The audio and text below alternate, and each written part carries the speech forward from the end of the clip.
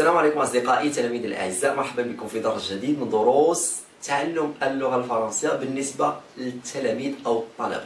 الدرس اليوم إن شاء الله هو درس مهم ونزول عند الطلبات ديالكم، حتى الدرس تيتقراو تستافدوا منه الناس وباغيين يتعلموه، تطرحوا فيه أسئلة وخص الناس يوليو تعرفوا، ألا وهو درس كومبليمون دوبجي ديريكت اي كومبليمون دوبجي انديريكت. هاد الدرس هذا تيخلق مشكل للناس، غادي نشرحو لكم بواحد لا فاصون اللي هي ساهله كما جرت العاده، غادي تفهموا وغادي تخرج ان شاء الله اليوم تعرف دير دي فراز فيهم كومبليمون دوبجي ديريكت، وتتعرف دير دي فراز فيهم كومبليمون دوبجي انديريكت، وتقدر دير لا ديفيرونس اونتر هاد لي كومبليمون، تعرف هذا شنو هو وهذا شنو هو بطريقه بسيطه. غادي نبداو على بركه الله. الدرس ديالنا كيف قلنا كومبليمون دوبجي ديريكت اي كومبليمون دوبجي انديريكت. الوغ صافي ركزوا معايا. كومبليمون دوبجي ديريكت عندي كومبليمون دوبجي انديريكت.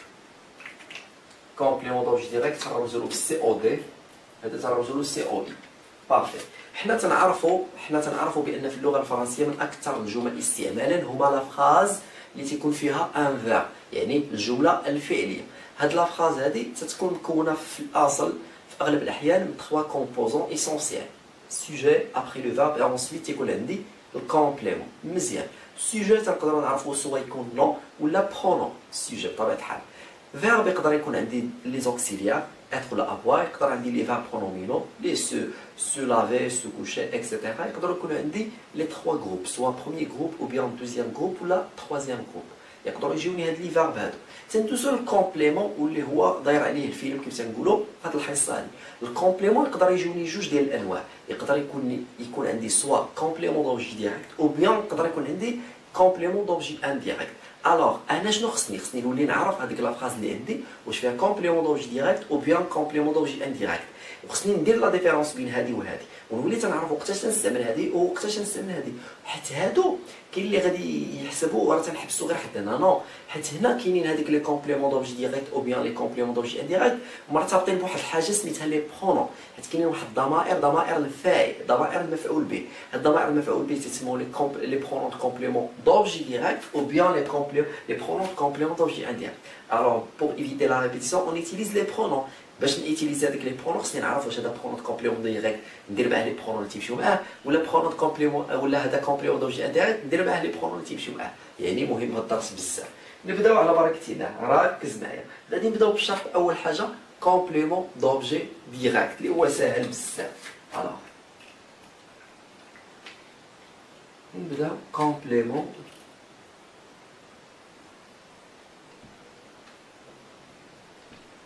d'objet direct. complément d'objet direct او l'abréviation ديالو زعما الاختصار ديالو سي او دي. بارفي. كومبليمون دوبجي ديريكت شنو هو تيكون عندي السوجي. يمكن نديروه في جمله باش تفهم. مثلا تنقول لك je regarde la télévision. Je regarde la télévision. Je regarde la télévision. ركز معايا. هنا عندي sujet après هنا شنو عندي le verbe اللي هو le verbe regarder appartient au verbe des premiers groupes. عندي verbe après عندي la télévision. هذا complément. هنا complément. ولكن انا واش عرفتو كومبليمون دوبجي ديريكت ولا كومبليمون دوبجي انديريكت؟ خصني نعرفو. ركز معايا نسهل عليك نفسر لك باش تولي تطير في هذا الشيء هذا. شوف معايا لو فيرب ها هو ياك هذا الكومبليمون واش جا لاصق في الفيرب ولا ما جاش لاصق في الفيرب؟ جا ديريكتومون ابخي لو فيرب.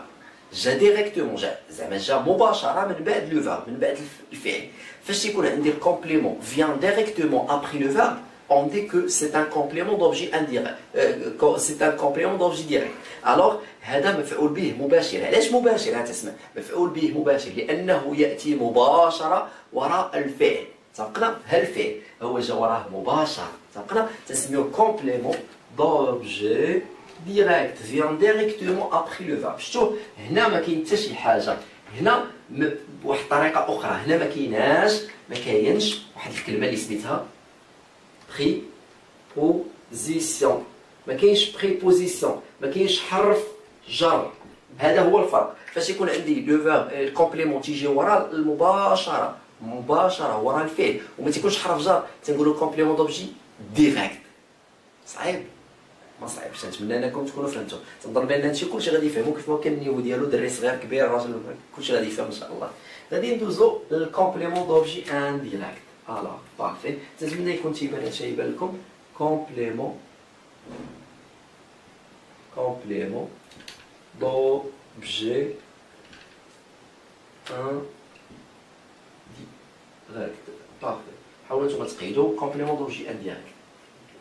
مزيان. كومبليمون دوبجي انديريكت لابريفياسيون سي او اي. مزيان. هاد كومبليمون دوبجي انديريكت شنو هو؟ هو العكس ديال هذا، هو العكس ديال هذا. تنقولوا بان الكومبليمون دوبجي انديريكت مسبوق بريسيدي باش une préposition عفوا. تنقولوا complément d'objet indirect précédé par une préposition. تيكون مسبوق باش préposition اللي هي في الاصل شنو هي قلناها باللغه العربيه. نحاول نمسح préposition اللي هي في الاصل حرف جر.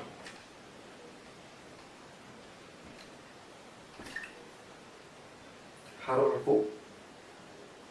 جر. اتفقنا. الوغ تكون بريسيدي باغ اون بريبوزيسيون. نديرو اكزومبل باش تفهموا. مثلا تنقول لك